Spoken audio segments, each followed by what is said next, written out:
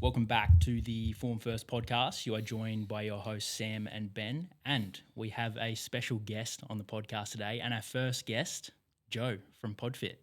Thanks for having me. Welcome, mate.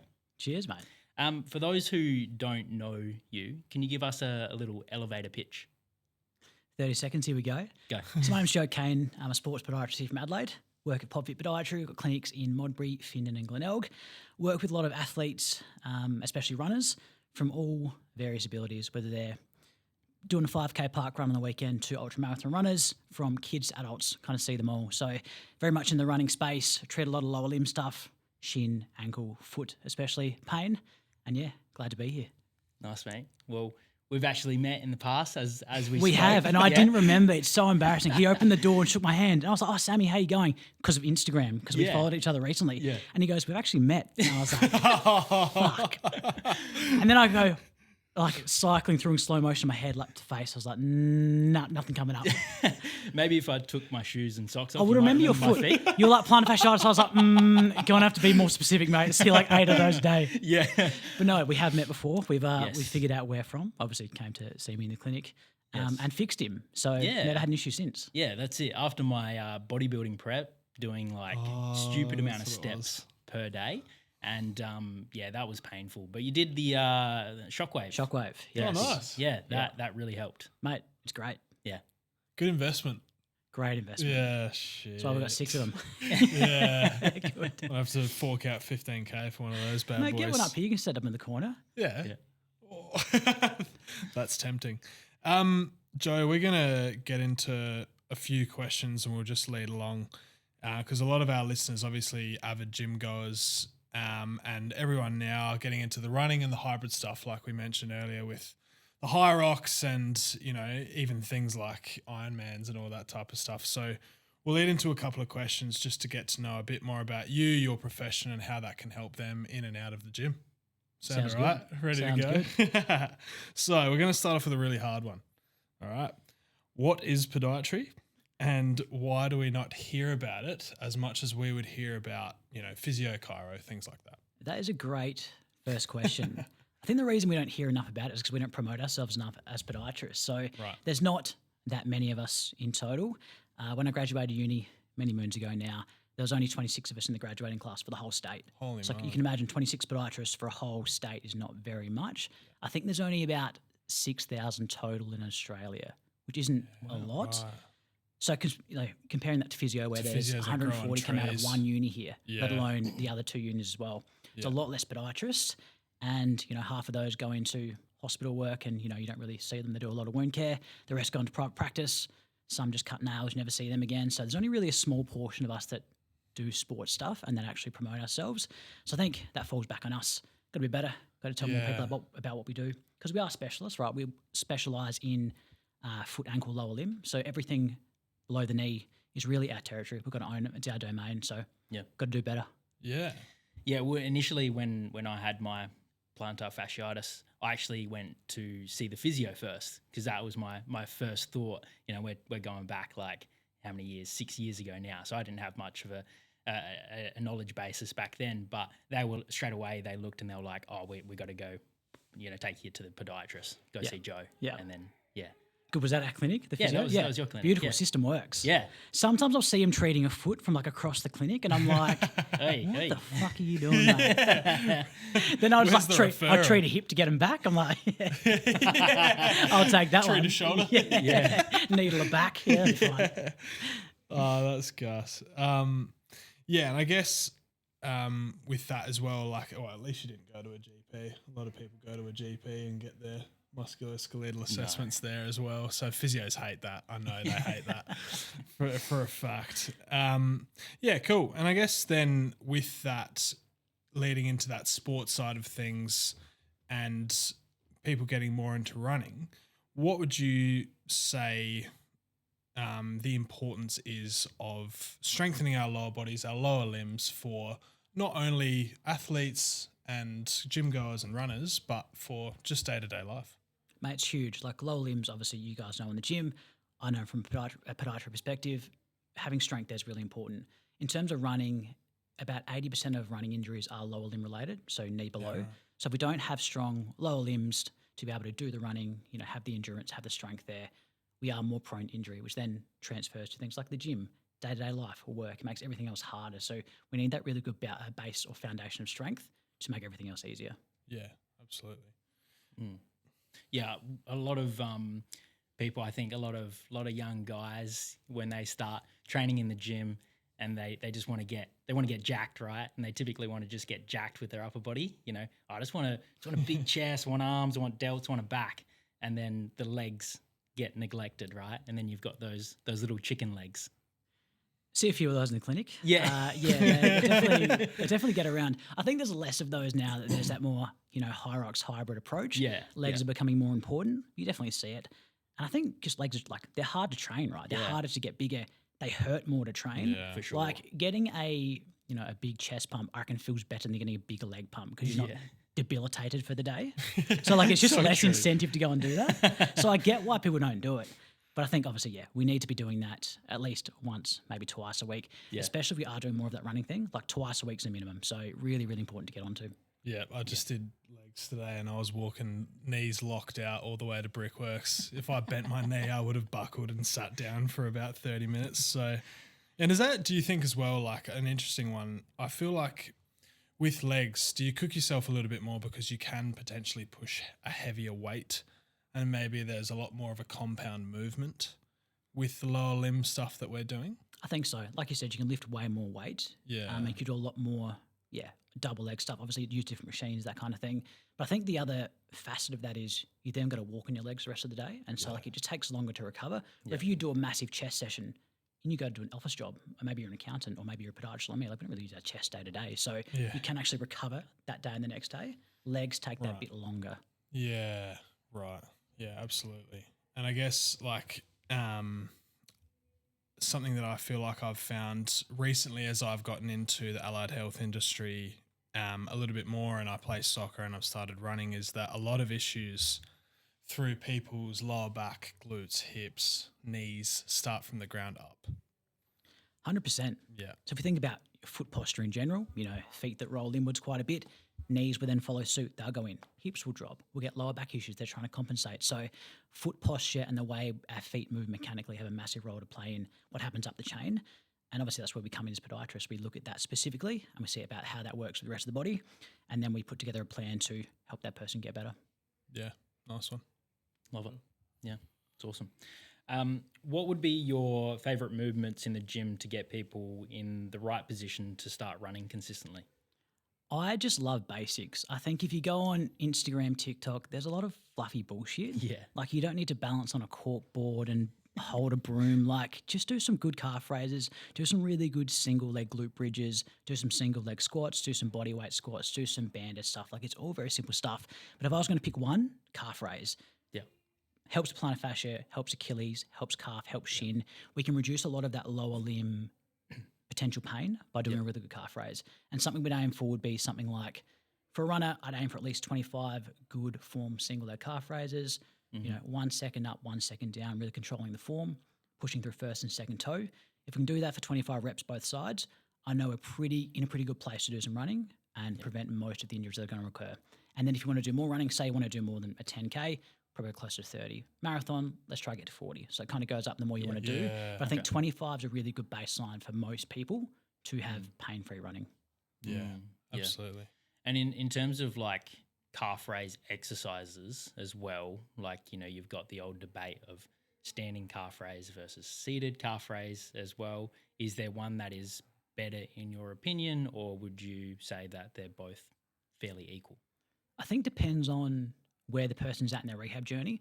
A lot of the people that come to see me are in pain, and so sometimes they can't do a standing calf raise for whatever reason. So we might start seated, we might start double leg, progress to single leg, progress to weighted, progress to hopping, that kind of stuff. So it depends where they're at in the rehab journey. I think if we can do both, I love body weight, single leg, because it's easy to do. There's no barrier. You can do it at home. You don't need to go to the gym. Like doing a weighted, especially seated calf raise, unless you have the machine at home, like you've got to go to a gym and it gets hard. Like you can get a dumbbell, put it in your knee, you can get a backpack, put your kid on your lap, whatever it might be. You can find ways around it. But for most people, that it becomes a barrier and they don't want to do it. So I think body weight is one of my favorite ones. But again, if we can do both, let's do both. Yeah, absolutely. I'll put you in my lap. Yeah. Some seated ones. I'll jump on your back like a monkey and then Yeah, sounds good. that's progressive overload, right? And then you can wear a backpack. Yeah. Nice one. And I think like a lot of the time people get complacent with that type of stuff. Like I came to you, for instance, however long ago it is now, 2 months or so, and was relatively confident and comfortable with where I was at with standing calf raises and things like that. And I was like, okay, cool, I can do 30 unassisted. And they're like, all right, do that every day, 3 sets a day. And even for me, with a relative understanding of all this type of stuff, I was like, yeah, shit. And I couldn't imagine, like, with me putting in the effort, like so many runners who run once a year when the City to Bay comes around, just coming back into it, and they end up running 2Ks out of the 12 and that type of thing. So complacency is like massive. That's a very timely point too. We had Sid Bay recently. Yep. We had a tent there at the end, like literally right at the finish line, physio podiatry. We were flat out Yeah. from that exact person. Man, I need to get a tent out there. Mate, you'd clean up. That person that did no training for 12 months, like I can run a 12K, blew up on K2, had to then walk 10K to the finish line in the rain and like did their Achilles or pulled their calf or something like that. We were very busy for that exact reason. I think people, and look, rightly or wrongly, think they can do a lot more than they can. Sometimes we tend to think that we can do what we could when we were 21, 25, like I still think sometimes. Yeah. Have to put a bit more time and effort into things now. Yeah. You know this with soccer, mate. Like, I used to, like back in the day, you go play 3 games a weekend, no stretching, no warm up, no cool down, be fine. Yeah, I played one game a month ago. My hamstrings for 3 days, killing me. And like I run all the time, but it's different kind of fitness. Yeah. It's like you've got to be prepared for the Start. activity you're doing. Yeah, absolutely. I think I saw half of the runners in the City to Bay, and I was like, I asked them all the qualifying questions before I see them. Like, oh yeah, you're going to City to Bay. How often are you running at the moment? Oh, like twice a month. 500 meters. No, but so it's always like just staying on top of everything like that, not getting too complacent and not realizing how much you actually have to prepare yourself. Even if you want to, like, I want to run.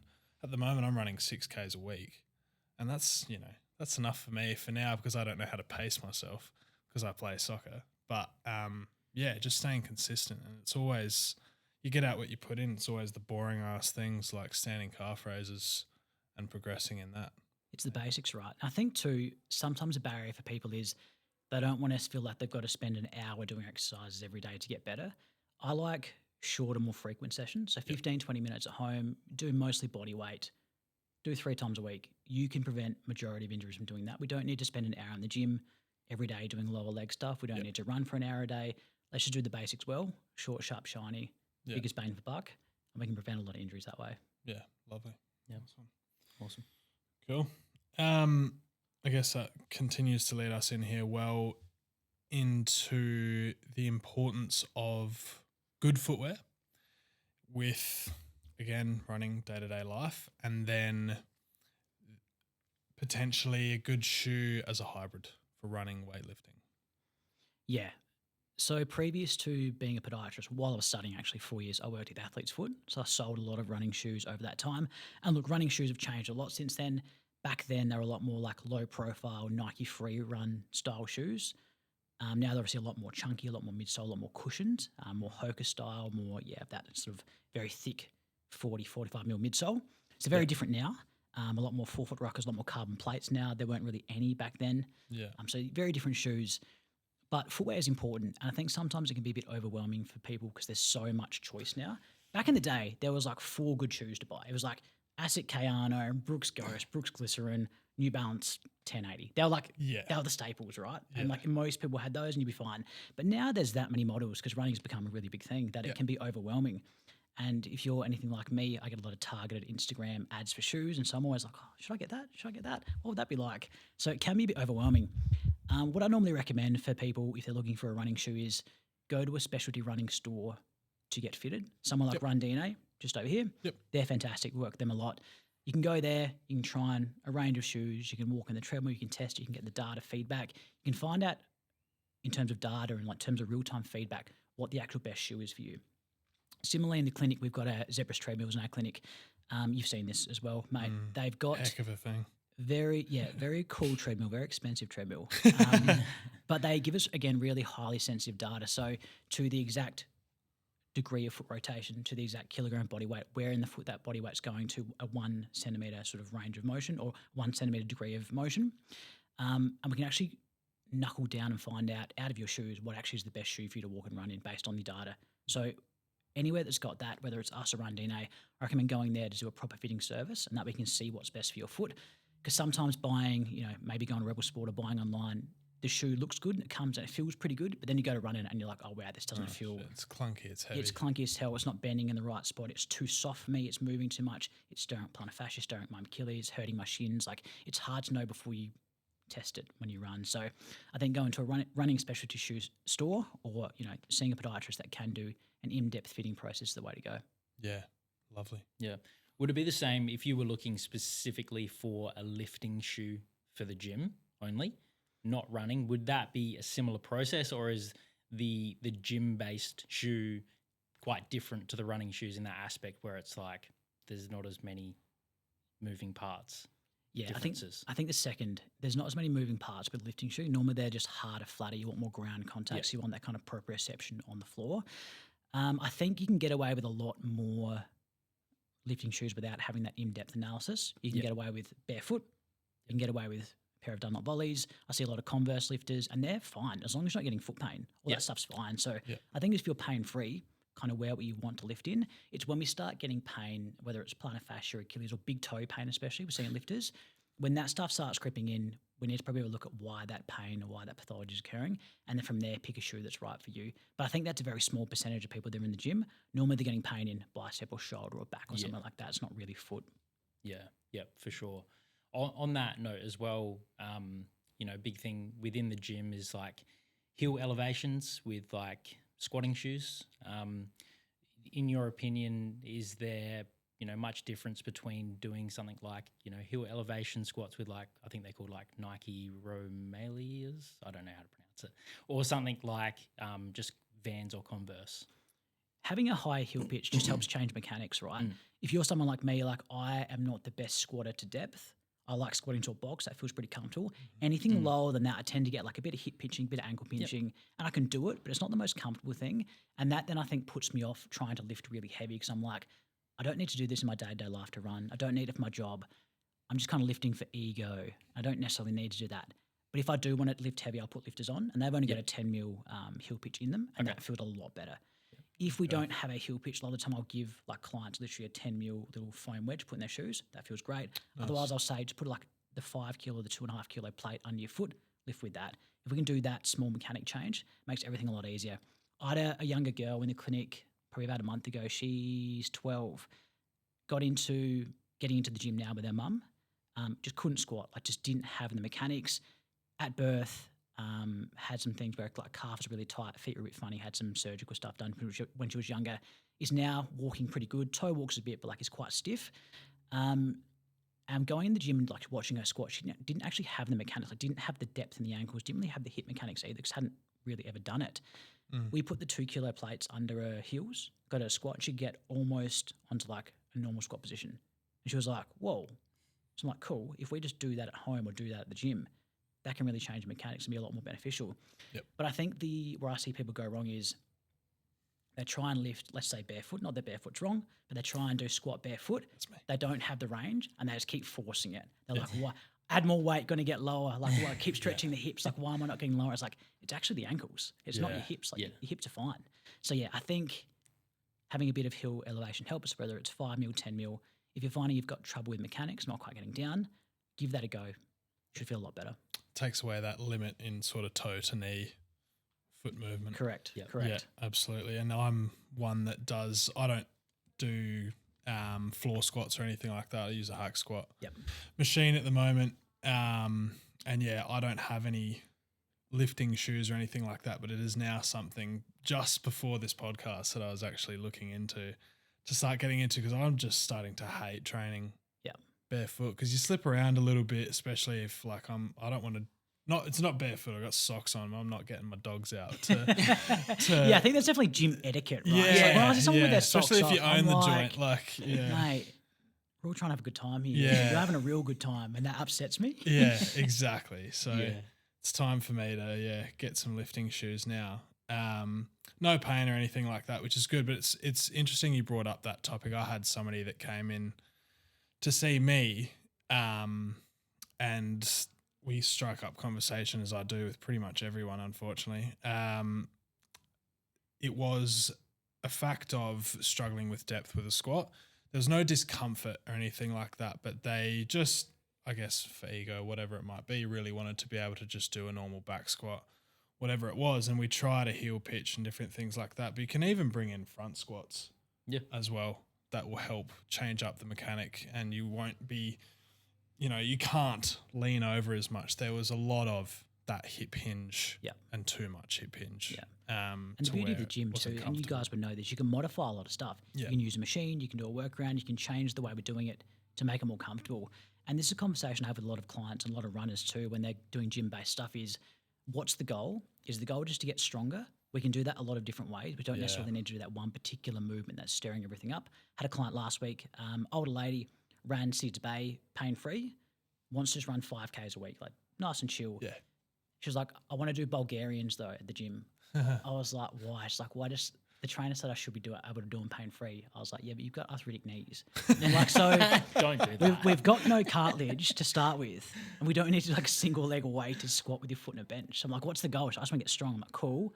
Let's just do like a normal squat on a box. Yeah. Yeah. We can get stronger. Like we don't need to do some lunge. Yeah, we don't need to go Body that weight far. lunges, yeah. And like if you're pushing into pain, I think that's probably a sign when your body says we probably don't need to do that necessarily. I'm all for getting strong. I don't like telling people to stop doing anything. I'm very much like, let's keep doing this, but let's find a way to modify and do it in a safe way. Yeah. I think the only time I've ever brought up Bulgarian split squats is when I wanted Sam to get them out of my training. Yeah. I've never known anyone to want That's Bulgarian the usual split squats. request. Yeah. And you have some psychopaths that are like, yeah, I really like Bulgarians. And I'm like, what? Who are you? Oh, If you're one of my clients, you're listening to this and you're one of those people that loves Bulgarians, you're crazy. you're not normal. Different breed.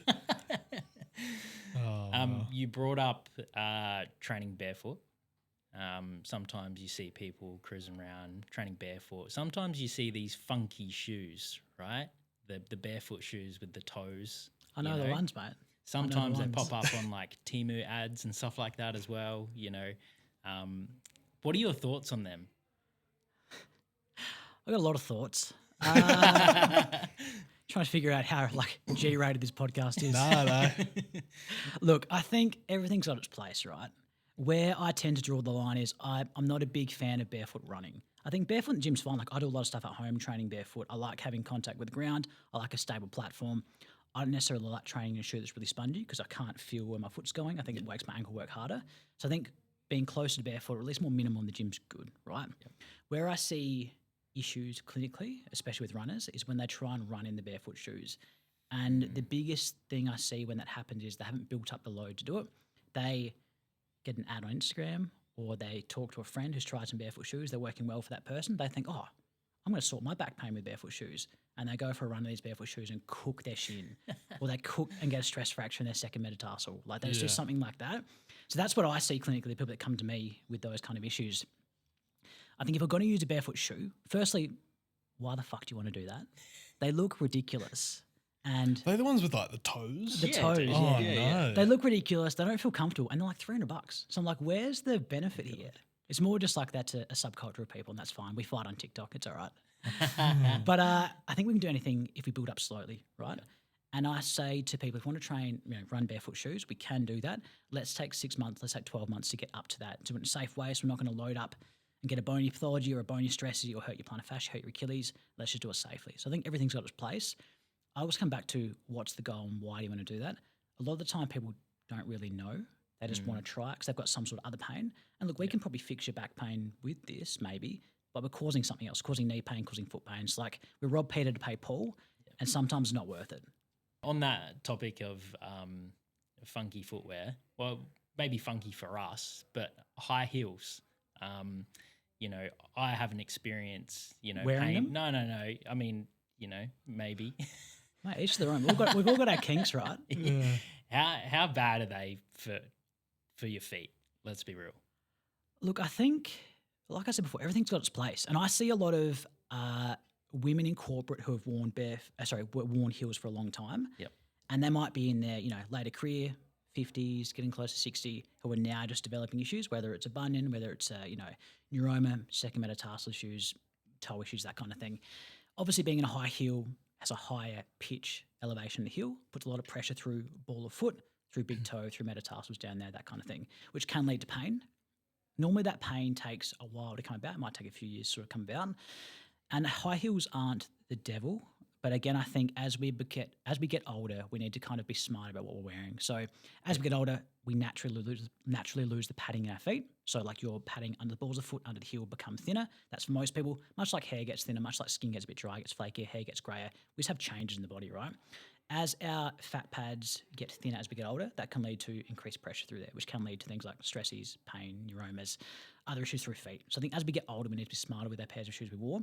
Other issue, not just the ball of the foot, is people who have worn heels for a long time have really tight calves. So when they go into like a normal shoe or they're barefoot, they get a lot of calf and Achilles pain. So That's where my brain went. Yeah. So they might be wearing heels for work, but then they're trying to run on the weekend and it's like just not computing because everything's super tight. So again, we need to kind of have a look at what we're doing, have a look at what the goals are, and then pick a suitable footwear choice for that. Sometimes women, it's hard. The biggest barrier I run into is they don't care about my opinion of shoes. They want to wear a shoe that looks a certain way. Yeah. And they've got a job they need to wear a shoe that looks a certain way. Yeah. It's like they just can't change. So then it's about finding, okay, let's wear a heel, but let's wear a slightly smaller heel. Let's get a thicker block rather than like a stiletto, a bit more solid base. And let's over time kind of bring that down and find a shoe that still looks really nice for corporate, but isn't going to cause you pain. Joe, I've got a question of my own. I find myself referring people to podiatrists almost, if not more, than I do to physios. And a lot of people that I get on the table are like, the fuck are they going to do for me? I thought they'd deal with toenails.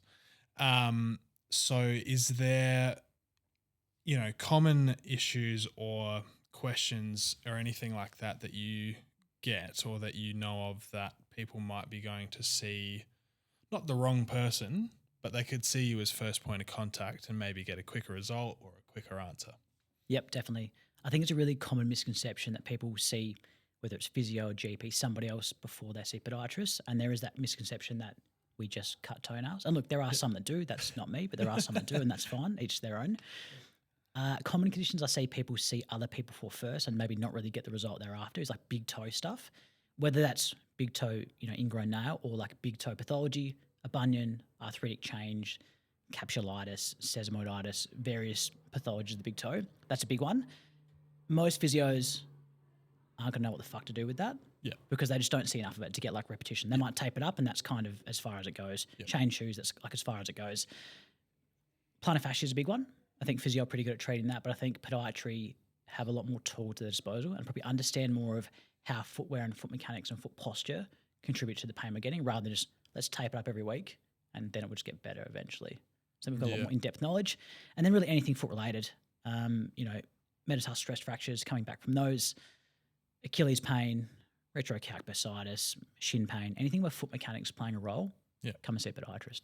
Yeah, and I'll get that a lot where people, it's literally an automatic get yourself a podiatrist when people come into me and they're like, all right, I'm a runner, I've just picked up my pace or I've just changed shoes or whatever it might be.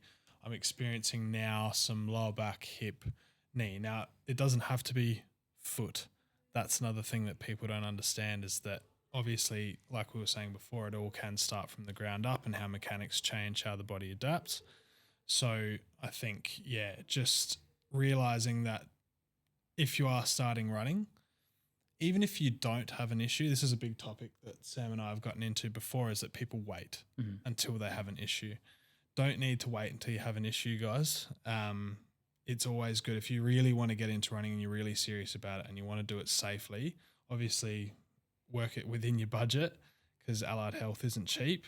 But I think starting out with, a couple of sessions with the podiatrist just sets you up for the course for success.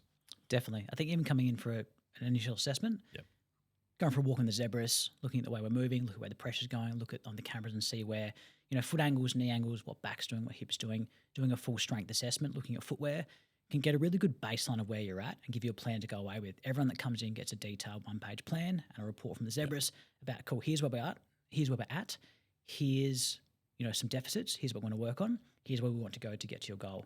If we can get that in place early on, that's way better than coming back 6 weeks into your New Year's resolution or your running plan being like, yeah, I'm cooked now and it's hurting me at work and I'm a tradie. Yeah. It'd be good to do that beforehand. Yeah, absolutely.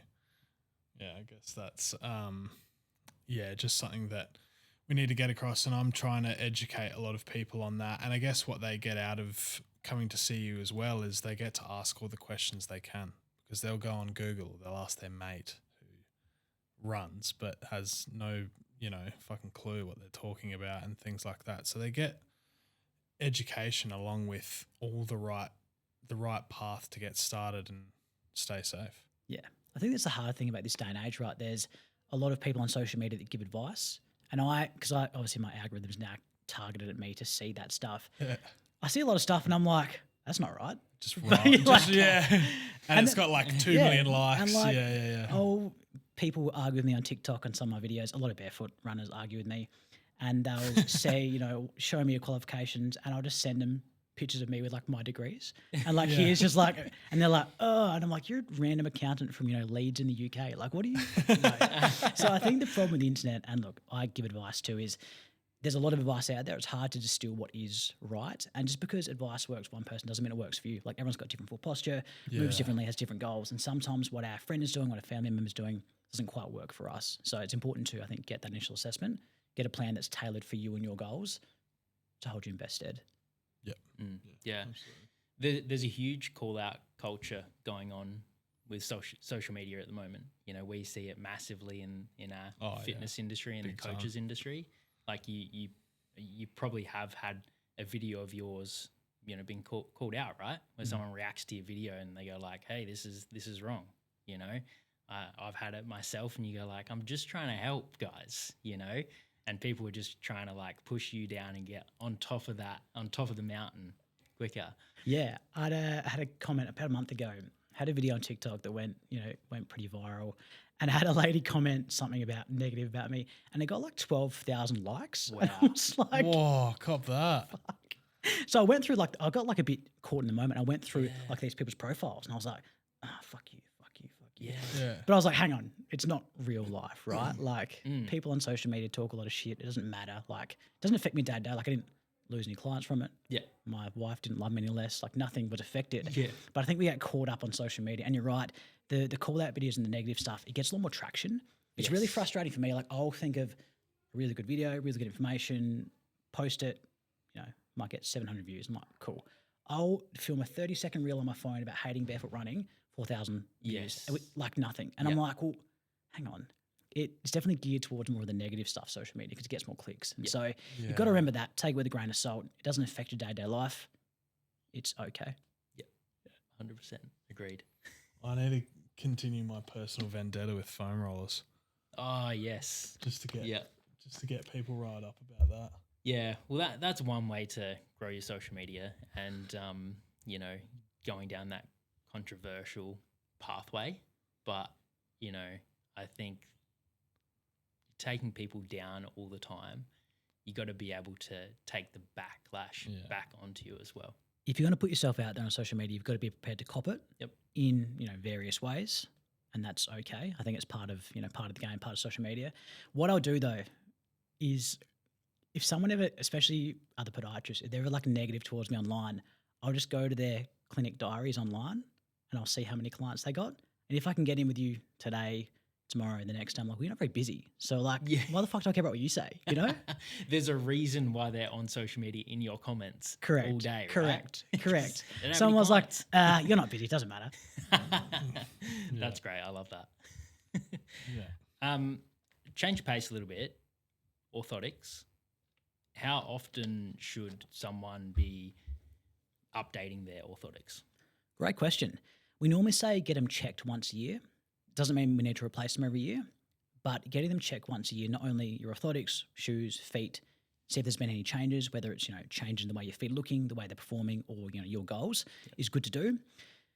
Doesn't mean we need to replace them every year. We might replace them every 2 or 3 years. Some people wear theirs for 5 years are fine. It kind of depends on what you're doing, how often you use them, what age you are. For women especially, after giving birth, feet do change every sort of 3-ish years. So there are hormonal changes there.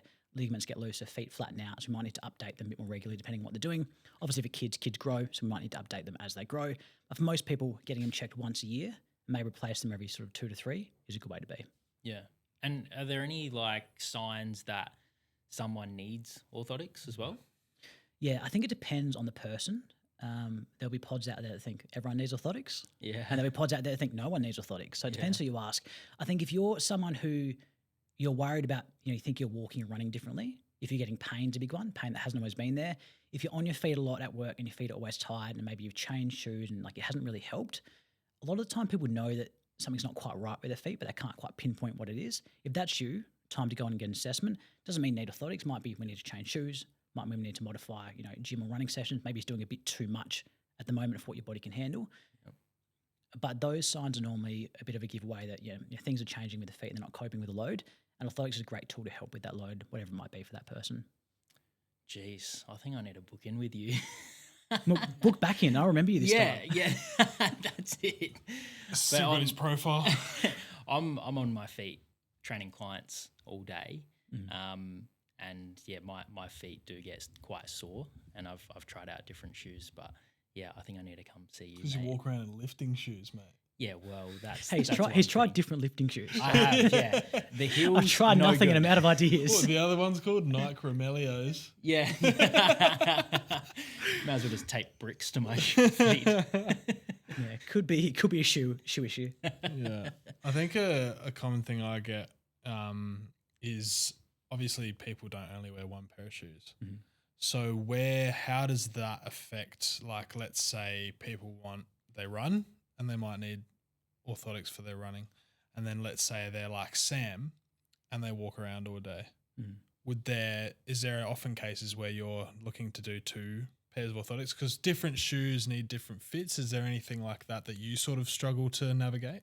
I'll say very rarely. I think anyone trying to sell you 2 pairs of orthotics for 2 different pairs of shoes just wants to make some money. Okay. So I think 98% of people, we can get 1 pair of orthotic for all of their shoes. The only caveat to that would be like footy and soccer boots, where they're obviously a lot more narrower depending on the style they like to use. Soccer players won't wear an ASIC. They want to wear a Nike or a Mizuno or something like that, an Adidas. So they're a lot more narrow base. We'll need to modify the orthotic to fit that boot. So we do what they call like a medial curve run. We'll make it a bit different, a bit more streamlined. Okay. But I would say very rarely I have to make 2 pairs for one person. Yeah. So if it was work shoes and like running shoes, you could make 1 pair. But it's just the grass sports types of things that change it. I'm one of those. Yeah. Like, get ASICs the fuck away from me. Yeah, like I get it. Yeah. Soccer players don't like them. And that's the centre back wants to stand out. Yeah.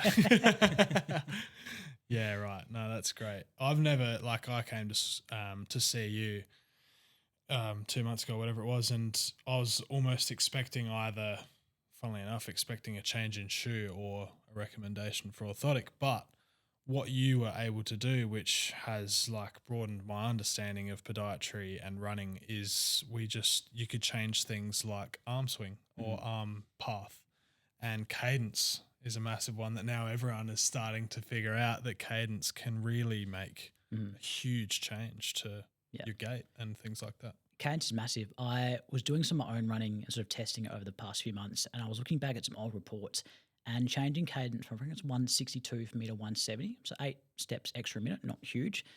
Dropped my right leg pressure where I get some heel pain when I train for marathons by 13 kilos every single step. Yeah, it's mad. So if you think about that over a marathon, 42,000 steps roughly, 13 kilos every step's a massive change for that. And that was just by changing an extra 8 steps a minute, nothing crazy. So cadence is huge, and we see a lot of that clinically, which is why running assessments work really well, and the data works really well, because we can see exactly why we're getting that issue, why we're getting that pain, and we can modify it without necessarily having to change shoes or do orthotics or change anything too crazy for that first appointment. Now, don't get me wrong, we do a lot of footwear changes, we do a lot of orthotics, but it depends on what that person's goal is and kind of what they're presenting with. And you don't want to smash them with, they're already paying to see you. You don't want to smash them with all these extra costs. So you're looking at any way to, avoid having to charge them anything extra. Is there any other ways besides what I just mentioned where changing specific things about people's form, which is what we're huge on, that can help? Definitely. So arm swing's a big one. Yep. And then the way people stride as well. It's like overstriding is where we see a lot of injuries. As we overstride, we have to step a bit further in front of body and we land a bit further in front of the body and we heel strike most of the time. That means we load up heel, Achilles, calf, shins quite heavily with a step.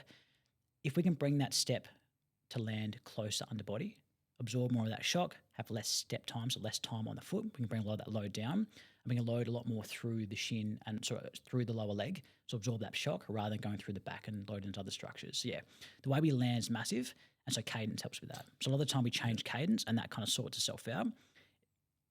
To be fair, again, I said this before on the podcast, it's just the basic stuff, right? It's like cadence is a big one, footwear, getting stronger. And running loads is a big one too. A lot of time people are just doing too much and don't have the base for that. They're running like, it'd be like January 1st, all right, I want to get fitted. Ate and drank too much over Christmas. Yeah. January 1st, can do 5Ks. January 2nd, do 5Ks. January 3rd, do 5Ks. January 4th, they're in the clinic with me because they're fucked. So like, I'm just like, yeah, well, you obviously saw you did 15Ks. You did 15Ks at all last year. So you've done it in 3 days. Like, yes, you're sore. So like load's a big one, cadence a big one, footwear's a big one. If we can nail those 3 things, we're pretty good for most pathology and most pain. And would you say then as well, another thing that you introduced to me was, or that I've heard from a physio that I work with as well, is that you almost start a run by, catching yourself from falling over, that type of thing. So that forward lean can help with taking off the stress of that overstriding and getting a more vertical landing angle with your tibia and things like that as well. Yep, definitely forward lean.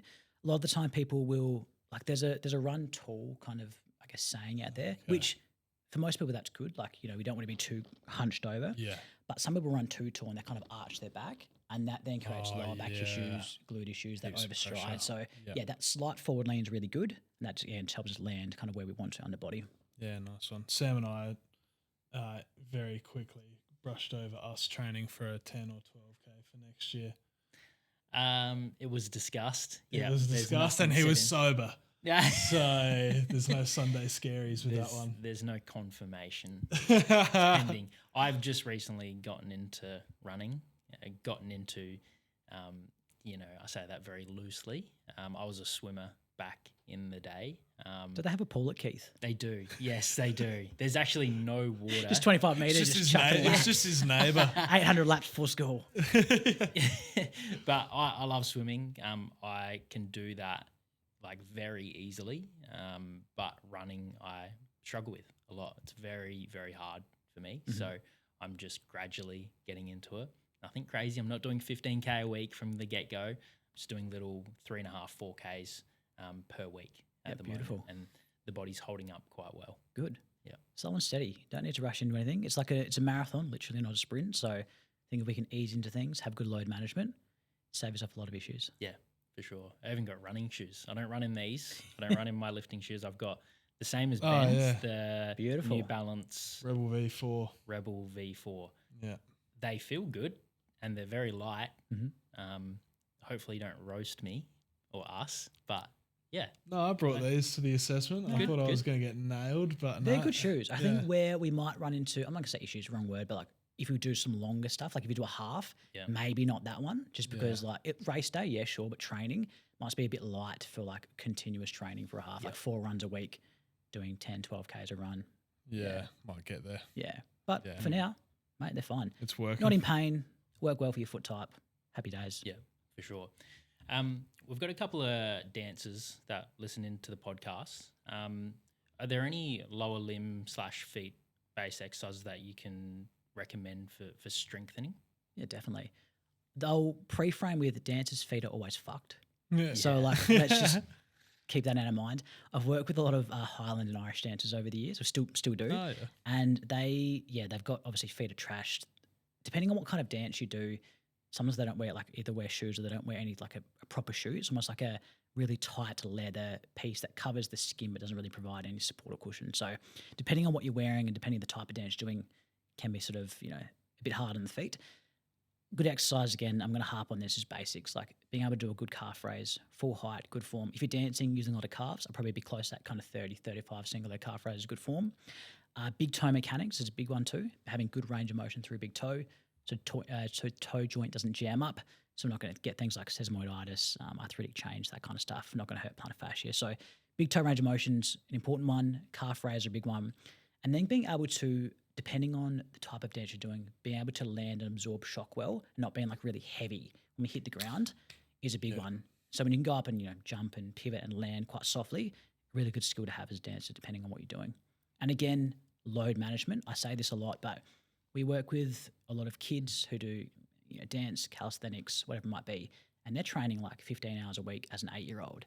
I'm like, yeah, why am I sore? It's like, well, like you're training 3 hours 5 times a week. Like it's a lot of load.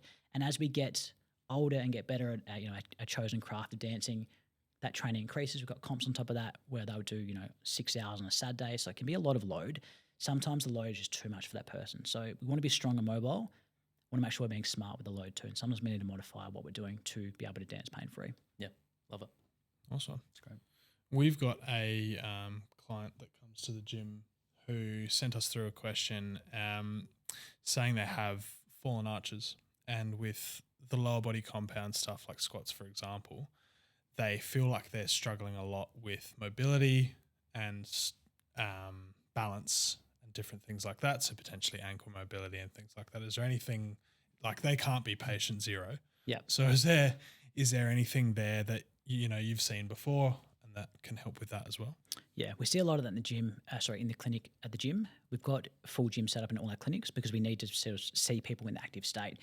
It's no good you come to me and you say, oh, it only hurts when I squat 80 kilos. I'm like, cool, we'll just do a bodyweight squat in this chair because I haven't got anything in my room to be able to do that. It doesn't really work. So we've got the full gym set up, and fallen arches and I guess lack of mobility or range of motion or mechanics is a big one we see. If we think about foot posture and feet that roll in or arches that have fallen, roll in, knees then go in too. If you try and squat with your knees together, you can't get very far down because it jams up hips, jams up knee, jams up ankle. So knees kind of follow what the feet do. If feet are rolling in, they'll roll in too. If feet are rolling out, they'll go out too.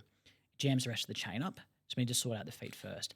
Either wearing a supportive arch shoe, maybe going to a sneaker, or we tape the feet as a trial, or we get an orthotic in the gym shoe to help sort of keep that foot in a neutral, straight position so we can squat with knees straight and unlock those mechanics. Really big one. Yeah. Yeah, nice one. Hey, that's our expansion, feet first. Feet first. Well, we could do form first, feet second, something like that. Oh, that's perfect. We'll see. And it doesn't really sound right. We got to work on the name. Got to work on that. We'll see. Another little thing that I see on social media a lot is the toe spaces. He's boiling. Yeah, I just don't. I think I'm having a stroke. Do you guys have the DP here? What are people doing that for, and is that something that you recommend for some individuals to do? What are they doing it for? What are they? Because they're wankers? The question I'll ask both of you, have you ever worn a toe spacer yourself? Don't know what it is. Yeah. No. Okay, good. Firstly, good. Assume it puts But yeah. it doesn't feel as good as you think it will. Yeah. So like the first probably 1 to 2 toes feel pretty good, a bit of space, but then the other toes get really jammed up because the little toe doesn't have that much range of motion to get that kind of spacer in, and they're all the same thickness between the toes. Yeah. So toes kind of 3 to 5 can feel really uncomfortable with that in. What do I think of them? I think most people don't fucking need to wear them. Like just, you're fine. Yeah. Like what you're worried about, oh, shoes are restricting my feet. You're fine. Have your feet changed shape? No? Cool. You're probably okay. Like it's not going to matter that much. I think people that are in a tight pair of shoes all day, probably some good cause to get in a shoe that has a bit more bigger toe box, whether that's, a flatter minimal shoe with a rounder toe box or a different kind of work shoe, whatever it might be. We don't want to squish toes too much day to day because that's not good. We can get compression here, creating neuromas, which is like nerve pain, irritation through there, changes in joint shape, that kind of stuff. So we don't want that, obviously. But I don't think we need to go down the space or down the road of wearing toe spacers in our shoes and to bed and all that kind of stuff either. So I think let's meet in the middle somewhere. I think if you get benefit from toe spacers, do it. But I think there's other ways to help your toes feel better without jamming those between the toes all day, every day. The other issue is with the smaller toes, because there's not as much space through there. We tend to, if we jam something too big in there, we irritate the ligaments that hold the toes in place, the plantar plates, and that can be really irritable as well. So just want to be careful with what we're putting between the toes if you don't need to. Yeah, for sure. I mean, even using these shoes here, like Reebok Nanos, like they have quite a wide toe box. And before these, I was using the Nike Metcons. Yep. And even just wearing these with a wider toe box, I see my toes start to like spread out Yep. more without using the toe spaces. Yeah. So Yes, there's like proof. they'll do that themselves naturally. So we don't need to jam something in there. I think if you're spending all day in a really tight shoe and then going home putting toe spaces in, like what are we really achieving? Let's just Yeah. meet in the middle and wear a better shoe day to day. Yeah, I think most people don't need to do that stuff, but I think it's very gimmicky. It goes well on socials. The Foot Collective sell a heap of these toe spaces. I've actually got a story about toe spaces. Here we go. They, Love when we buy like consumables and products for work, whether it be creams or, you know, things we need in the clinic, tape, that kind of stuff, they always send us like 6 or 8 toe spaces in bags in the box for free because they can't get rid of them. There's like, podiatrist, you'll love these. And they just sit in that cupboard at the bottom with this big pile of them. And I'm like, fucking burn these. So yeah, I think most people don't need them. If you do have issues where feet are getting too restricted, toes are changing, Yep. try a different shoe, you'll probably be okay. Yeah, nice one. Sounds like fat burners. Yeah, I mean, every industry have those gimmicks, right? And then people that know what they know, like, you know, they know that they're gimmicks, but it's the people that get sucked in on social media and stuff like that. And 100%. Like you don't need a fat burner to not eat like shit all the time. yeah, You don't need toe space. You just like wear a better shoe and you'll be fine. Yeah. it's quite simple, really, isn't it? Back to basics, mate. Yeah, that's it. Joe, you're a dad. I'm a dad. Yep. Yeah, You're a businessman. I am. Yep. Yes. You have a very successful business, big client books, because you can't remember me, obviously. No. I'm really sorry. About that. I'm really sorry. That makes me feel bad. No, it's fine. To be fair, I think you were way more jacked last time I saw you, so I didn't remember. Yeah, thank you. Thank you. I yes. have the beard as well, so I've Yes, enjoyed. great shout. I'm also a dad, businessman. Like, something that I struggle with a lot is juggling like family life and also business and training as well. So, how do you juggle that yourself? And do you have any advice for the listeners that might be, you know, or the mums and dads out there?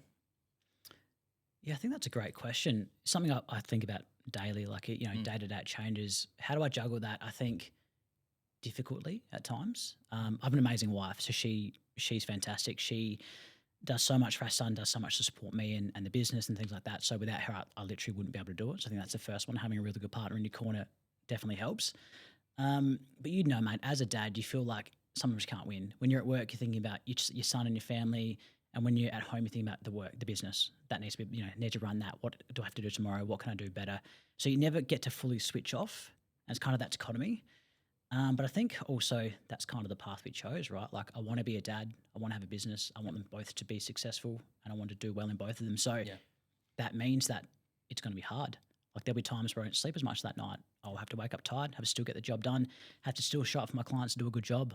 Because at the end of the day, no one cares. Like you've just got to do it. Especially as a male, no one cares. And that's like the reality. Like you're tired, don't care. You had a bad day at home, don't care. Son didn't sleep, don't care. It's like, and I mean that in a nice way. Like you've just got to find a way. Mm-hmm. This path you chosen. You chose to have a family, you chose to have a business. Yep. Just got to dig in. 100%. I think that's something that we've sort of covered as well. Like it's just you realize that it's just something you've got to do. Yeah. Like I'm not a father, but I do aspire to be one day, and I do still aspire to study.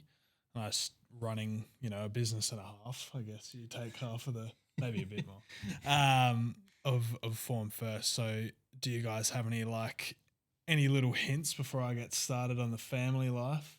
Oh, mate, you learn on the job big time. Like you can go to as many, you know, birthing classes and mum and dad classes before your first one comes along, but it is so different, and all the advice that people give you, it's completely irrelevant because Subjective to them. Every baby, every child is different.